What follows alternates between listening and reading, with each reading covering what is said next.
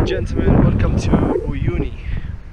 It's a city located in the southwest of the country, Bolivia. People come here from around the world, around 60,000 people yearly, mainly to see the main attraction, which is the salt lake where we are at the moment. Also, the city works as a gateway for people going to or coming from Chile. So it's very close to the border.